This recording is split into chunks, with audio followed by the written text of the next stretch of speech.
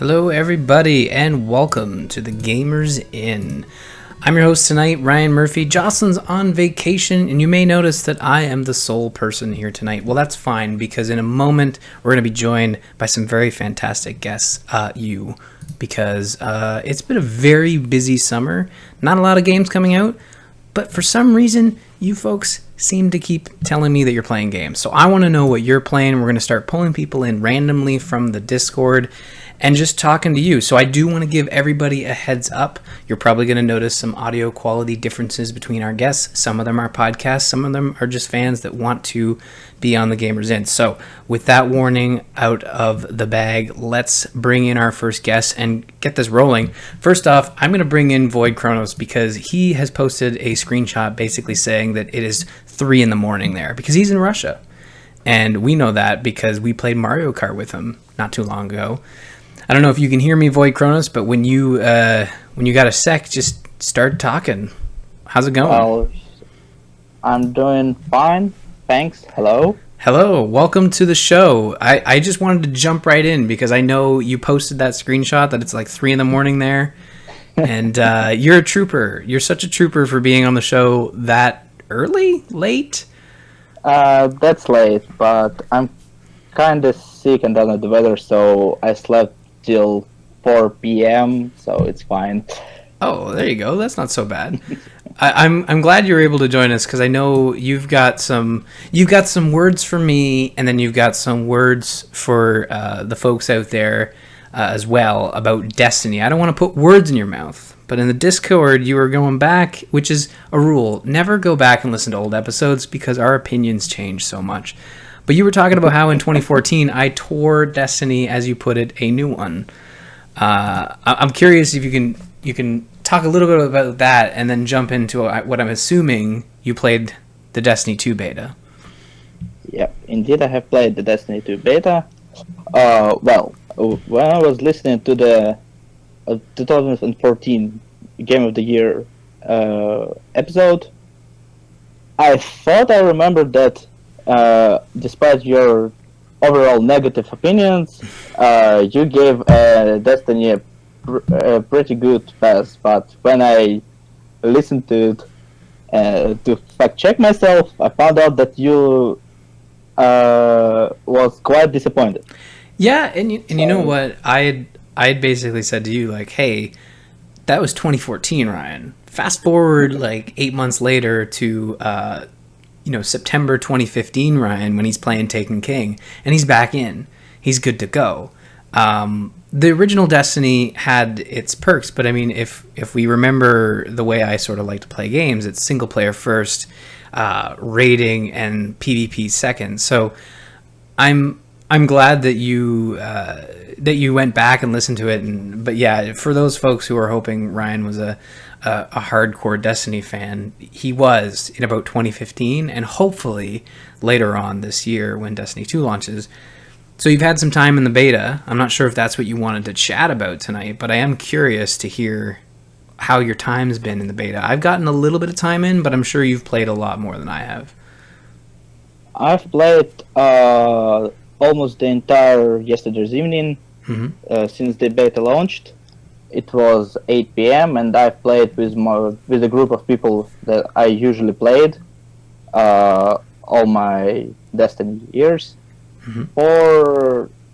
I think that was 4 hours, so till midnight, non-stop. Just I got so sunk into the Destiny once more. I have not been playing Destiny for the original one. Yeah. For like 3 months, because it's kind of stale already, and I wanted something new. Yeah. But the Destiny 2 just sunk me in, and even though there's only 2 multiplayer modes with a single map in each and 1 cooperative strike, which is a dungeon in every single other MMO. It is, and the intro story mission. Yeah, so they kick you right in. Like you don't get to customize your class. You just pick. I think you can customize which, like in game, you can customize what your power is, but it gives you like a souped up Titan, Hunter, or Warlock, depending on which class you choose at the start screen. And then it boots you right in to the first story campaign with a little bit of a cutscene. And I think you play a little bit farther than what was displayed at E3, but I could be wrong. I feel like they didn't get that far in the gameplay demo at E3, like where it ends with basically the setup of I won't spoil it because it's going to be an open beta I think tomorrow, and everybody can play this mode, and you can even play the initial story mode without PlayStation Plus or Xbox Live. It's available to everybody. So it is new to us, the folks who haven't been to E3 to play this, and I gotta say the intro story mission is exactly what I was looking for in not only a Destiny game, but a Bungie game. Very story focused, a lot of great dialogue. They wrote Bill Nighy out of the story. There's a couple throwaway lines like, the speaker, where's the speaker? I don't know, he's missing. So that's fun. But I played the strike, which was kind of felt like just a strike they could have done in Destiny 1. It didn't really feel, there were some cool moments in it, but it didn't feel like they were doing anything like sequel-ish. I don't know if you agree with that statement, but do you feel like it's obviously more Destiny, but do you feel like Destiny 2 feels like a true sequel? Did they need to slap a number on this bad boy? I'm not sure about the number, but it feels like it's Destiny, but more and better. Like in every single aspect of the game, the polish feels, and it's much, much better. I have high hopes for the balance of the PvP because they have implemented several interesting decisions. Like, for example, there is only one power weapon and 2 primaries. So, but in terms of the strike, I think they have chosen this one to put into the beta because it probably spoils the least amount of story. Yeah. It definitely pretty does. self-contained. Although, if you start it several times, there are different dialogues when you progress, and some of them spoils a little bit, unfortunately. Oh, really? I didn't know. Now I know that there's a basic spoiler based on once you finish the story mission and then boot into the options to do the strikes or the PvP.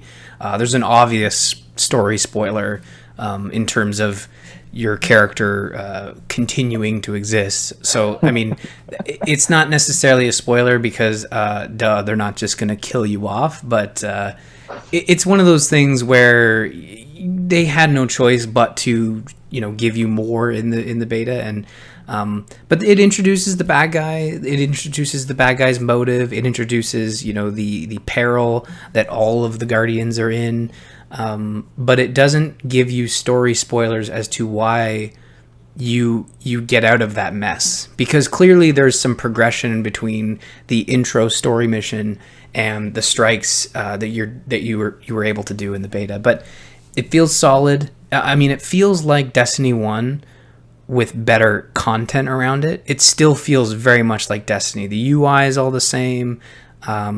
There's there's barely any tweaks to kind of like the base management of inventory, but there are some clear upgrades to the game with the way that the destination maps work, where you don't have to go into orbit, you just launch right in, and you get a bit of that with the strikes and stuff. There's no like orbit menu, which is cool.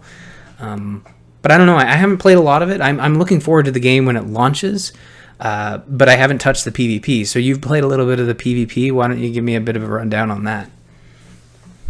Well, first of all, they have decided to cut the different players' team sizes from the game. So there are all PvP modes are 4v4 exclusively. So there are, at least so far, as far as we know. There are no 6v6 or 3 versus 3 like it was in the first Destiny, and it feels great actually. Good. The maps are quite smaller. I think that's a great addition. It reduces the downtime of getting to the conflict point from the respawns. And there are two modes they have shown there. The classic hold the point and kill all the dudes while holding the points. That classic kill all the dudes. Yeah. And the second mode, which is somewhat similar to the Counter-Strike, I think, which is round-based, best of 11, so until 6 wins, where each team gets a turn trying to attack or defend several points. In the map they have shown there were 2 points on the map. So if you're attacking, you have an option of placing the charge on the, as they're called in that map, rugs, right, and market locations, and the opposing team have to defend those locations. When you place that charge, you have, I think, 45 seconds until it explodes, and if all defenders are dead, you win the round. Or if all attackers are dead and charge is not set, the defenders win, and if all attackers are dead but the charge still goes off, so attackers still win. Oh, so it's kind of like Counter-Strike, that made mode in Counter-Strike. Okay, wow, interesting. They didn't have that in the base game? That seems new to me. Yeah, it's completely new. Okay. And with the new mechanic of the power weapons, which give you in the first, I think that was 20 seconds of the match, the charge of the new power weapon slot. Okay.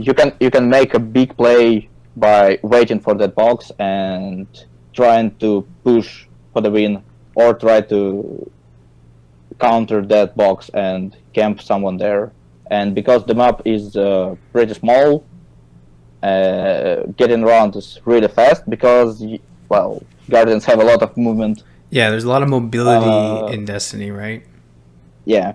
Yeah. The game mode feels really dynamic and really cool. Cool. Well, I think we'll see it in some kind of amateur tournaments. Like there were a league set up by the community at the end of Destiny, which was really cool to watch. And I think we'll see that mode show up in that kind of tournament setting. Cool.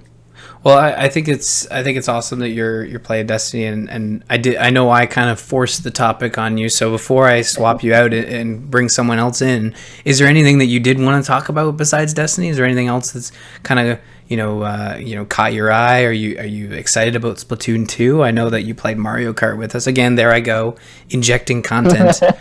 So what do you want to talk about? Like, I'll give you some time to talk about what you want to talk about, and then we'll bring the new person in. I didn't want to talk about Splatoon. Mm-hmm. I wanted to hear your thoughts on the test fire if you have played it.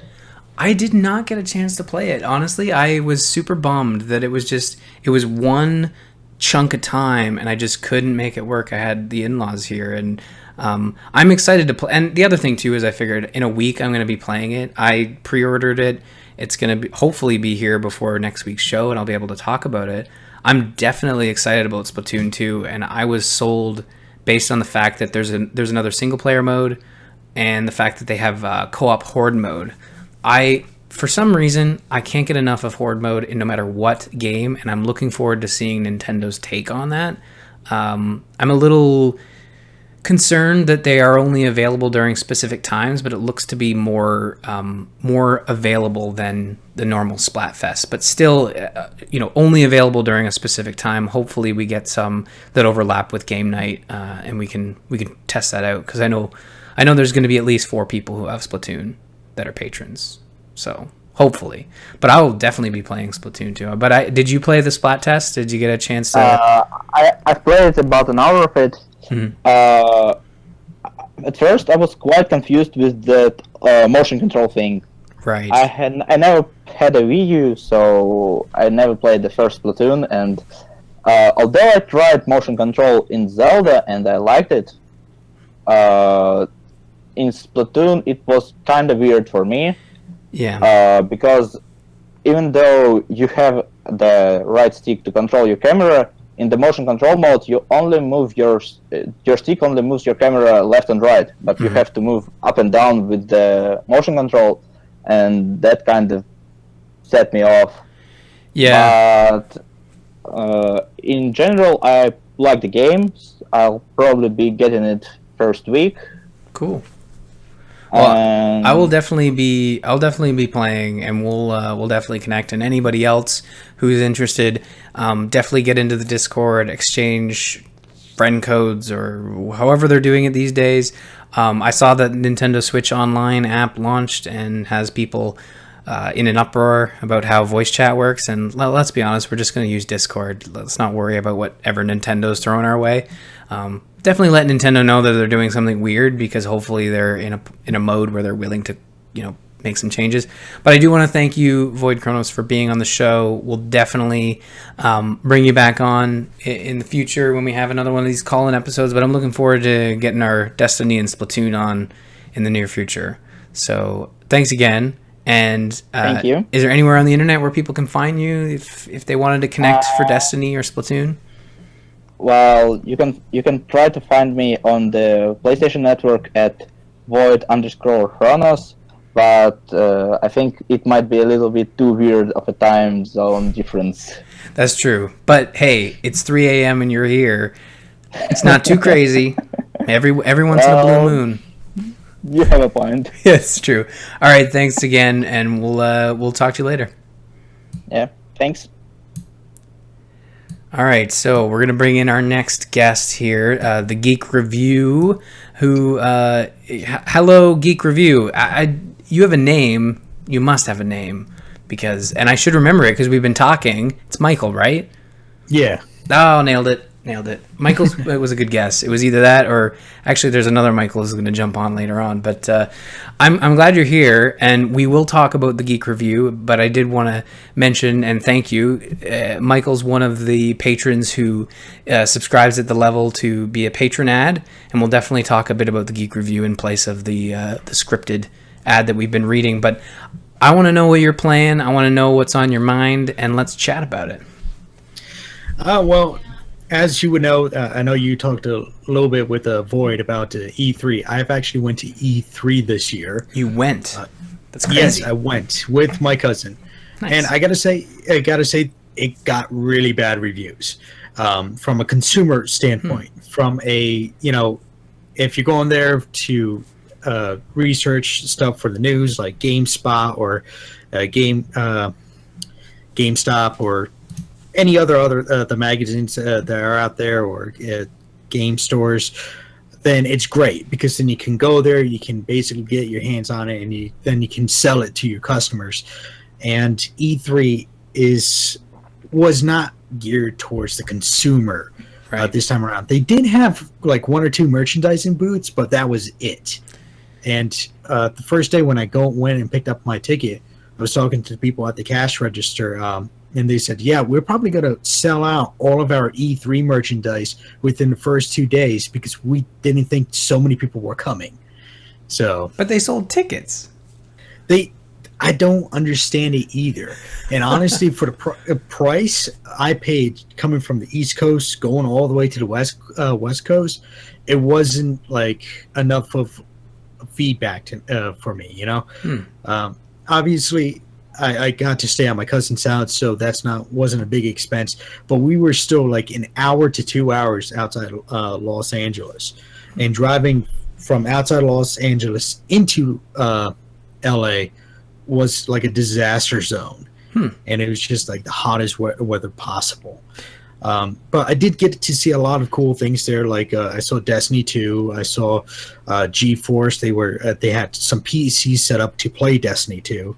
I saw a bunch of cool VR stuff that they were trying to sell to the industry heads. My cousin, he got to try the Oculus Rift. I actually like the Oculus Rift myself. I'm planning to build a computer just for that. I saw the new Call of Duty. I saw Assassin's Creed Origins. I saw a bunch of stuff, and I wanted to try it, but the lines were so out the door, it was just like physically impossible. And actually, I was on a line to go at the Ubisoft booth to go and play Assassin's Creed Origins because I'm a big Assassin's Creed fan. Mm-hmm. And what happened was they said, we can't accept any more people on this line because we're exceeding the amount that we could actually keep on this line. So you can come back in about 30 minutes, and if you're lucky, you can get another position online. Oh, brutal. Yeah. So did you get to play? So for everybody wondering, E3, which took place last month, and Michael and I and Jocelyn were talking a little bit about, you were going and you were going to be there physically. This is the first year it's open to the public, in a capacity where I think from my understanding is they literally they didn't make any changes to the show besides maybe a merch booth, and just said, hey, let's sell a limited amount of tickets to everybody as a test, and they didn't really do anything else. That's what it kind of got from the press, and that the press were still able to go and play the games with their appointments, but it was just they didn't do anything to accommodate all these extra people coming in. Exactly. It sounds like that's the case.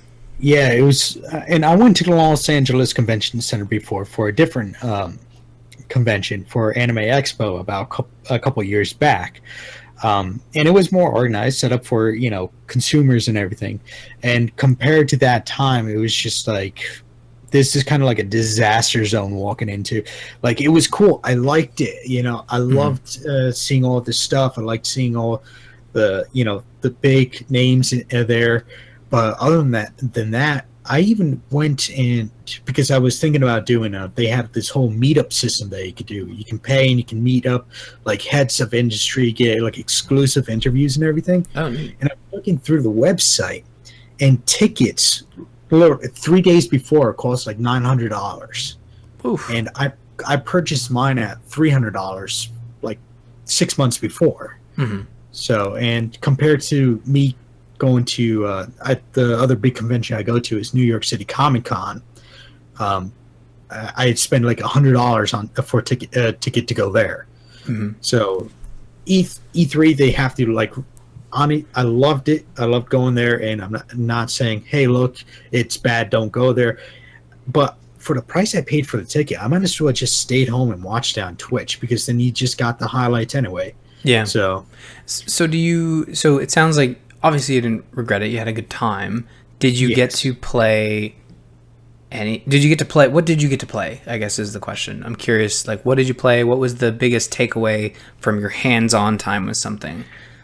I didn't get to play anything because quite literally, when you first walked into the convention center, they had to open up at 10 o'clock in the morning, which is not a bad time, but me and my cousin, since we're driving from out of town, it's an 2-hour drive, and by the time we got there, the lines were 2-3 hours.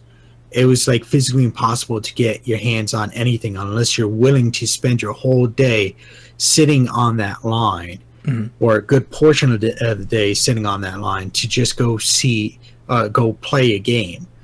And it was just like physically impossible. Even my cousin, he was like, I have nothing I want to see right now. I can just wait for it to come out, or wait for an actual demo in hand.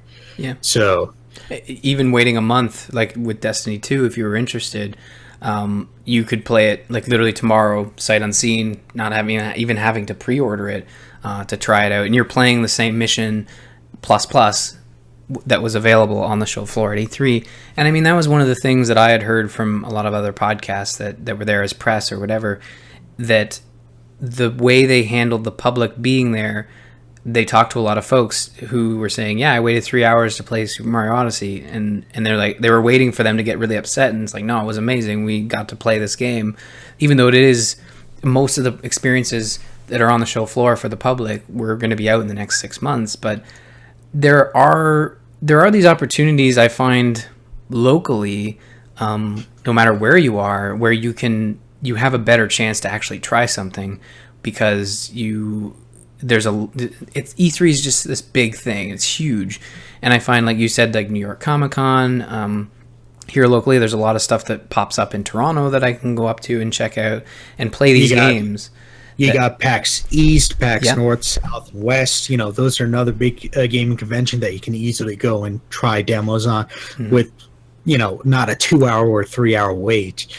And I loved the experience with going there, but I'll probably wait another couple years to go back there until they really get it back into gear of, okay, well, we have this here for, the Microsoft and PlayStation and Ubisoft and news companies and everything. We got to take it down to here for consumers. Yeah.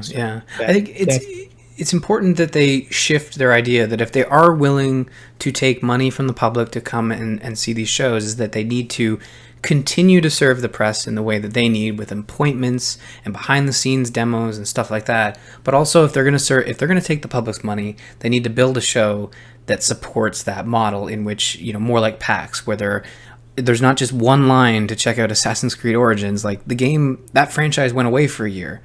A majority of the public are going to want to try that out because it's the return to that franchise after being annual for almost a decade. So it shouldn't have surprised Ubisoft that when they put one line in, it's going to fill up and cause, fire code issues. And this, maybe there just wasn't enough discussion between the organizers of E3 and a lot of the booths. Maybe there wasn't enough time to, shift. But I find that what's probably going to happen next year with E3 is that they'll double the amount of public tickets they'll sell, and they will work with the major publishers to say, hey, focus on demos, focus on crowds, and make sure that we can push people through these things. It's not about press anymore. You can do the press stuff behind closed doors, and then focus on the public, because that's the only way that E3 is going to continue to survive, right? Yeah, exactly. And they'll probably still survive because it's still a major hub for the press. Right? It's for pretty much for the press. But as a consumer standpoint, it would not survive if they don't change the platform. And even there was Ubisoft, like you said, there was the line and they had to cut it off. I went to the Microsoft booth because I wanted to try the new Xbox One X. They had a bunch of games set up, sure, right? But then they had the whole press interview and everything that was going on right in the middle of the booth as well. So that was taking up a lot more floor space that they could easily take more Xbox One X, set them up, and have you play the games. And I was talking to a lot of different people there, and one person I was talking to, they said, well, if they put a time limit on the games, like, okay, 5 minutes, you're done, move on. I don't care where you're at, get going, And that was another thing too. Sony, they had you register online, and if you were lucky, you can get a spot in line, but then you were still waiting there for an hour or two. Microsoft, it was 20 or 30 minute wait, but they said, oh yeah, just come back in 20 or 30 minutes, and if there's a spot open, you can take it. So, being with the Geek Review, having your own podcast, having a presence on the web, did you look into opportunities to kind of not take it?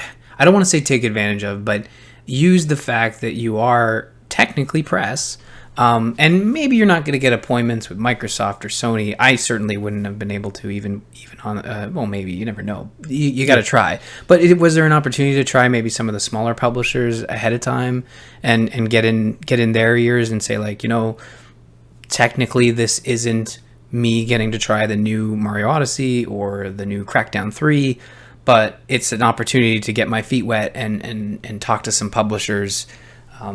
Did you look into that at all? Did you think about that?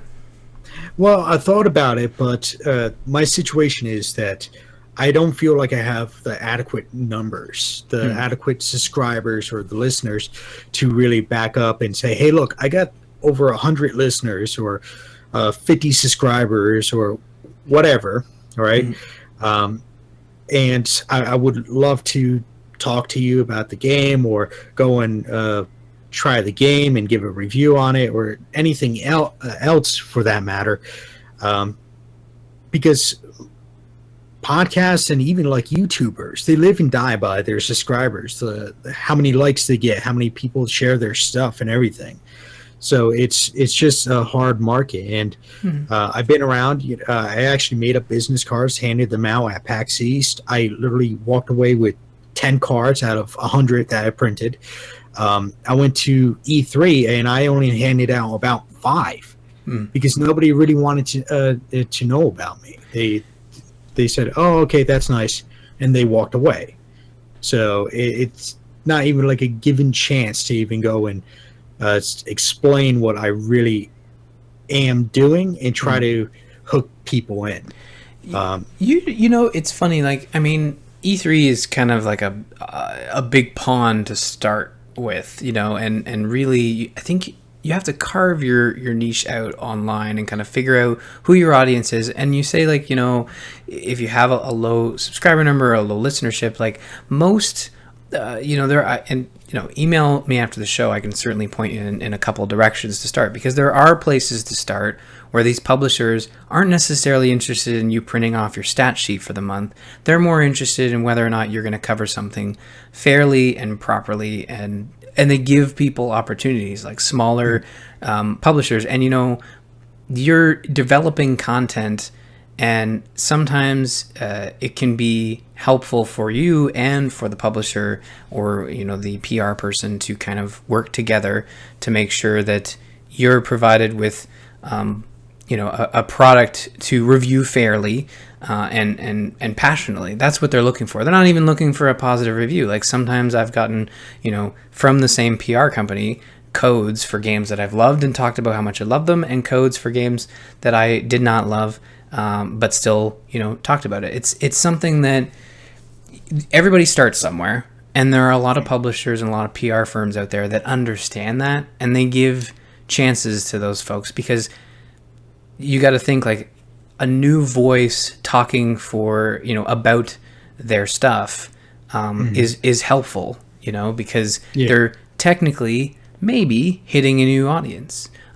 Even if it's one person, that one person could go out and decide and make a decision. You know, we're not necessarily talking about, you know, slinging products or anything. We're talking about, you know, a relationship between a PR company and, you know, a podcast or a firm. And it works the same way across the board. Like, here on the Gamers Inn, when we receive, you know, products for review, we always talk about them fairly and equally. And, you know, there's no, I know for me, I don't give any extra credit, even if we received a code or it's a demo, or, you know, I've even gotten stuff from Nintendo. It's just about asking, you know, and explaining yourself and telling them what you're looking to do. But we can certainly talk about that. I've done it a couple times on Twitter. And I was actually talking to one guy about getting those joints. They're like little joystick covers to help you improve your gaming for Xbox or PlayStation, right? And I was talking to him, and he's like, "Okay, how much are you willing to buy?" I'm like, "Well, I'm just really would want to try your product and give a review about it." And he was totally uninterested about it. And that's only just one example of it, you know. And yeah, obviously, if anybody listens to my podcast that listens to the Gamers Inn, I'm a very opinionated person, and I usually go hard on products, but it's not because I hate the product. It's I want them to improve their product so they have a excellent product. That's why even when I go on early access games on Steam, I give like a partial review of it. I'm like, well, there's a lot of improvements that needs to be changed on this game. So for now, I'm giving it this rating. So, and you know, maybe 10 weeks down the line, I go back to the game, try again. If the improvements haven't been improved, well, that's, you know, that's their prerogative. And that's the key. That's really the key right there, is that if you're reviewing a product, or even if you're trying something, if you're not a part of a podcast, you're just an average consumer and you're trying something on early access and you're writing a review that's critical of the current product, committing to come back is a good thing. And a lot of publishers appreciate that. A lot of developers appreciate it, especially indie developers who are relying on that metric in Steam, like, you know, very positive or even negative. Like, if they have a negative review, and it pushes them under, and they are now in the negative column just by a collection of reviews. That can mean less sales. Not necessarily, saying that they want people to go out, and maybe some developers do, but most developers don't want people to go out and just flood it with fake reviews. They want people to be honest. But yes, you always want to be honest with while you're reviewing it. Mm-hmm. From your end, my end, like anybody that does a podcast and they're doing it as a review service, you want to be as honest as possible. And that's the thing, some people don't want to hear. They're like, well, I did it like this because that's how I want it. Okay, well then, good luck with whatever you're doing. Mm-hmm. There's certain things that I'm like, well, it looks entirely bad. Then like a week down the line, they're going under because it didn't pass snuff. Mm-hmm. It's so, but but with me, I try to review everything and anything. And the reason is because I want to be able to cover, I read this awesome book, but my podcast only covers video games. Mm-hmm. And I want to bring to light these obscure books or obscure games or obscure items to say, hey, look, there's stuff out here that you guys don't know about, and this product's really good. Or, hey, look, I got this product in, it's really obscure, and it's not worth it. If you ever run into it, don't even bother purchasing it, because you always hit upon like those ads on Facebook or Twitter and everything. They're like, oh, we're selling this new item, right? It's an obscure item you never even heard of before. So I'm trying to get like to the front of the line to review it. Mm-hmm. And be like, hey, look, it's not even worth your money to purchase this item. So since we're talking about your podcast, why don't we roll right into the patron ad? So like we said, Michael is at the level of our patreon.com/thegamersin, where he has a patron ad. So let's talk a bit about the Geek Review. Tell people where they can find it. Tell people a little bit more about what you do on the show, and then we'll swap someone else in. But yeah, let's do a patron ad right now. So the Geek Review, tell people about it. All right, the Geek Review is dedicated for an honest consumer review. We review everything and anything. You can catch us on our main podcast website, which we put up all our podcasts on, new and old ones, is thegeekreview.podbean.com. You can also check us out on iTunes. So anybody that has an iOS device, laptop or tablet or cell phone, you can go onto the application and go and search for the Geek Review. We have the red standard logo. If nobody's familiar with the logo, it does say the Geek Review on it. It has a couple things we review: technology, comic books, and novels, games.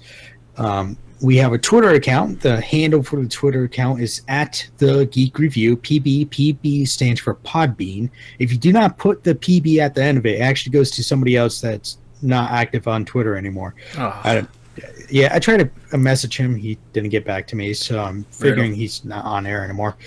So we're on Facebook. We have a group and a page. Good. So you're more than welcome to join the group and page. I post all of my podcasts on both Facebook and Twitter. So if you don't have an iOS device and you still want to listen to my podcast, you can go on to Twitter or Facebook and they'll be on there. We also post up on YouTube. I actually connected my podcast account to YouTube, so it'll post up the podcast up on there. We have a different channel on YouTube. I'm not going to even talk about that either because that's not entirely important right at this second. We have a Discord channel. I'm trying to build up a Discord community. Good. It's a group of people to get together to chat and everything, like you guys at the Gamers Inn. Mm-hmm. And we also have a patreon.com/thegeekreview. And it's, any amount will actually go right back into the podcast, for movies or for video games or technology and stuff. It's expensive to do this. So, and I think the smallest amount I have is $1. A dollar would be great. So, well, I'm really thankful for you coming on the show and jumping in on this call-in episode. It's always a gamble, but I like to line up as many people as possible, and I thought of you and a couple other folks who had been itching to jump on the show and let us know what they've been playing. So definitely check out the Geek Review at thegeekreview.podbean.com. Check it out and listen to some honest reviews from Michael. Thank you so much for being on, man. Any last words? Is there anywhere on Twitter that they can follow you specifically, or? Well, again, I have my one Twitter account that's the Geek Review, and you can pretty much follow me on there. Okay. I try to post up things often, and actually, right now, I'm out of a job. I lost my job recently, so I've been a little bit more active on Twitter and Facebook now. So good. But thanks for having me on here. I've been really wanting to do a podcast with you guys. Thank you. And so I'm very thankful that you guys actually wanted me on this episode with you. Yeah, this is, we just, in that summer blur, Jocelyn's on vacay, I'm heading into vacation, actually, right now, but I wanted to get a show out, so I thought we'd pull a couple people in, but I really appreciate you taking the time to be on the show, and we'll bring in our next guest. Thank you so much. All right, thank you. All right, so before we bring in our next guest, VoidChronos in the chat room wanted to follow up on the Splatoon voice chat scenario. So I alluded to this, but Nintendo's doing a bit of a Nintendo thing, where in order to do voice chat with Splatoon 2, you have to use the app. Fine and dandy. But that means you have audio coming out of the game and audio coming out of your phone. And we won't even get to the other technical issues, or maybe we will. Might as well mention them all. Full disclosure here. I personally probably won't be using the Nintendo voice chat because A, you have to have it running on your phone and you can't turn off the phone or close or hit the home button to close the app. It has to be open. So if you close it or you shut your phone screen off, it is pausing that voice chat. So complete drain of battery. And also the fact that you need a special gadget to merge the audio between the Switch and the phone so you can hear the voice chat and the audio for the game. Completely ridiculous. I feel like they will do this for Splatoon 2 and then never do this again. Like, voice chat will either live or die by the fact that Nintendo is willing to fix this for future games. And honestly, between you guys and me, I'm not really that interested in Splatoon 2 voice chat. And if I am going to use voice chat, I think, we did Mario Kart with Discord, worked out quite well. We were happy with it. Got us through the night, and we're still standing. So that's kind of where I'm at on the whole Splatoon 2 Nintendo thing. You're going to see a lot of articles, people giving Nintendo a hard time. Rightfully so. It's a really weird setup. Not really thought out that great. Anything that requires an extra piece of hardware, and this is only for it working out of docked mode. If it's in docked mode, unless you have an aux cable that runs the room from the TV stand to the couch, no one's going to do that. So I think we're just going to probably have to wait and see. But really, in 2017, there's only one game coming out that Nintendo really needed voice chat for, and it's Splatoon 2. I don't think you're going to see much else requiring it, or at least having something that's useful. But it is a multiplayer shooter. It really helps to have voice chat. But anyways, we're going to wrap up the show with our final guest, or unless someone else wants to jump in. Again, I should have mentioned, if you wanted to jump into the show, just get on Discord, jump into one of the voice chats, and I'll do something like this. But it's Mike. I brought Mike in. Podcast dude. Hello, magic. The magic of the internet. Hey, I was a second behind on the Twitch channel, and it just completely threw me off. Hello. Well, that's the magic of the internet, and also I felt like I was wrapping up there, but no, I told you that we would chat for a little bit. We'll close out the show here with you and talk a little bit. It's always one of those things with call-in episode. I know Jim had mentioned he might pop in and chat a bit. Jim, if you really do want to come in, let me know. I'll pull you in as well, and we'll have a group chat. But I love doing these call-in episodes. I love talking to the people who we only hear from once a month because you happen to be around for game night. But this is a special event where we're just chatting it up with fans in the show. So Mike, how's it going? What are you playing? I want you to talk for a bit. I'm sick of I'm going on vacation. Tell me what you're playing. All right. Well, oh gosh, 2 nights ago. Now, I was a little conflicted of whether I should talk about this or not because it's kind of been talked to death, I feel. Oh, okay. Well, why don't you just mention it, and then I'll decide. I'll be the czar of this. Czar? Where did that come from? Let me know what you want to talk about, and I'll figure. Right. I'll drop the hammer if need All be. right. Well, 2 nights ago, I picked up. Why am I blanking all of a sudden? Oh no. Player Unknown's Battlegrounds. Oh well, we can talk about that. That's I acceptable. wasn't sure because what finally got me into the game is just that week after week, this game has been blowing up the headlines. They recently signed a deal with Facebook for exclusive streaming events, so to draw the community closer to the developers. Weird. They now hold the record for the 4th most concurrent players on Steam, beating out GTA by 22,000 players.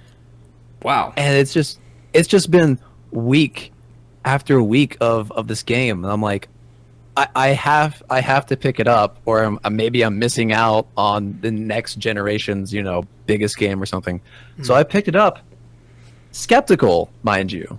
All right. I was, it's a survival game. I usually like a bit more story. I'm kind of like you, where I like a story to carry me along in a game, to keep my attention, and I love it for some reason. Yeah, you have the same reaction I did. Like, literally, I hate survival games, and I hate multiplayer games, and I hate competitive games. Hate's a strong word.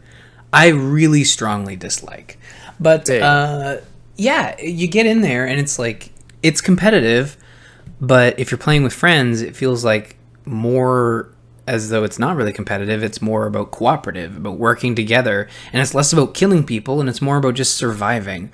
The fact that sometimes people kill you, it's usually because you've made a mistake, or you've just bum luck because you have to travel to the inner circle. Yeah. And just one random guy around the corner. Yeah, and maybe that person is really good at shooting in PC games, fine. But I find most of the time, if you have a solid strategy, it doesn't matter how good someone is at shooting. You just have to hunker down and hope for the best. And sometimes you have some really quick rounds, and they're not as fun as the rounds that take forever, and you end up winning. I think I've won a couple times. It's one of those things that was a really big surprise, because usually early access, another one of those little tidbits, don't really work out that well for me or most people that I know. And the fact that this is clinging to life still is awesome. It's a gym. Yeah. And the fact that they're still working on it, and they're talking as if it's going to leave early access soon, like in the next couple months. They delayed it I think they delayed it to the end of the year, right? Did you read that news? I believe so. Yeah. Now that's exciting. I'm glad you're enjoying it. So how much have you been playing of it? Are you just kind of jumping in the mode with friends, or are you playing on your own? I've only been able to play on my own so far, but it's been incredible. And I don't know why. I think, okay, to be honest, what has killed me more than anything else is that I learned the hard way about how the map shrinks over time. And the first time I was playing, I was just like running through a field, right? And this giant glittery wall passes by me. And I was like, oh, that's cool. I wonder what that was. And then I start dying. And I just begin to freak out. I was like, what is happening? I go into prone because I think someone's shooting at me. Right. Just kind of like I learned the hard way. And I think so far, I think the wall has killed me more than anything else. Because I find that I'm very timid in the way I play, where I tend to hang out in one spot for a long time because I'm a little nervous about moving out in the open. That's usually where I die most of the time. Mm-hmm. And I understand why the wall is there. It's to keep people moving, it's to keep the action going. If the map was open the whole time, games could go on forever because people are just trying to find each other. And I do enjoy it, but it's also against the way I play the game. So having to adapt to that has been a joyful experience. Nice. And you mentioned that your strategy is to be timid. The game I won with the squad, I didn't fire a bullet. I was literally just listening to my teammates, they were firing a lot of bullets. So some would argue that they were like carrying me, but I would argue that I was a good spotter. And whenever I freaked out because I thought someone walked by my window, that then led to a kill. Therefore, I was like, I don't know, like the hunter dog or something. The guy who screams when the bad guy's near. And then that you have to get ready to shoot someone. So I find that, hunkering down, and there's a scavenging component. We've mentioned this before. Most people are probably like, yeah, we get it. We know how about the core concepts work. But the scrounging I really love about it.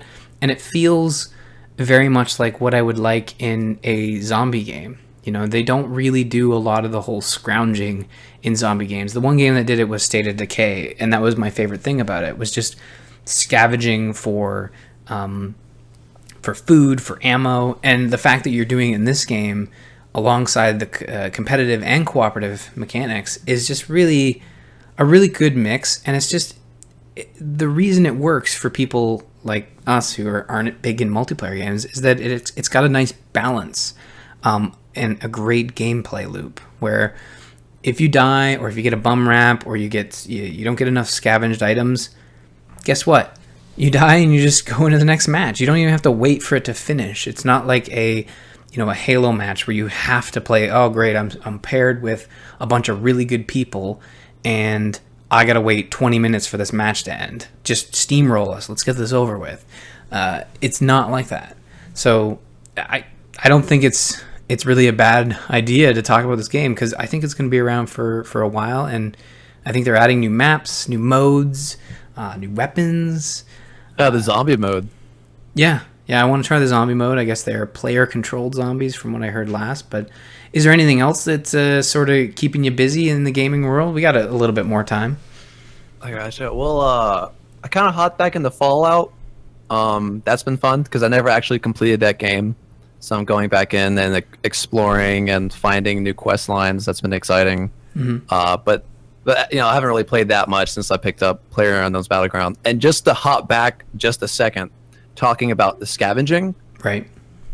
What I really enjoy is having to make do with what I find, and it's a puzzle to me. Is how can I be most effective with the weapons I find? And it's never the same so far for me. Like I've had games where I've had a shotgun, assault rifle, pistol, attachments, and I feel like I'm doing really well, and then I die shortly after. But I had a game where I had nothing but a crossbow and a pistol, no ammo, and I got to 17th. And it's fun for me to solve that puzzle of how can I be most effective with the equipment that I have now, and I've been really enjoying that. Cool. I'm glad. And I think a lot of people, again, like if you're finding, and I know maybe if some of my friends are listening, it's like, Ryan, you say you love it, but you never play with us. It's like, it's been so crazy busy, and I want to play Battlegrounds. And that's the other great thing about Battlegrounds. You feel like it's a big time investment, but really to jump in for 1-2 matches, it's not that much time. It's just a quick in, out, you're done, go home, eat lunch. It's a really quick game, and I know like a lot of people looking at it's $40. Like, yeah, it's expensive early access, but I feel like there's a good amount of content they're going to be adding, and it is an investment, and it's an investment as well as sort of a good faith gesture towards the developer because there's no need. Well, the reason they want to keep developing content is because it's selling like hotcakes, but I don't know. I'm really enjoying it. So. Before I let you go, why don't you tell folks where they can find you on the internet and about College Gamers Podcast? Well, I do the College Gamers Podcast, or a weekly general gaming podcast. We talk about whatever gaming news, whatever games we're playing. You can find us on iTunes or wherever you get your podcasts, bluecowradio.com. And you can find me on Twitter at bluecows with a Z, BLUECOWZ. And that's about it. And you interviewed Kyle Ferguson just like... Probably not recently, but lately. I think it wasn't too long ago, right? No, it was only like 2 or 3 episodes ago, and that was a joy. That man is, he's one of my favorite podcasters because he does Into the Nexus with Garrett Weinzierl, for anyone who doesn't know. And he does such an excellent job of taking complex information of like high-skilled Heroes of the Storm players and breaking it down for noobs like me. and it was just a pleasure talking to him. He's incredibly entertaining. Yeah, no, he does great work with Into Nexus and all of his stuff with Heroes of the Storm. He's actually streaming right now. He usually has his Wednesday night stream, so he's working.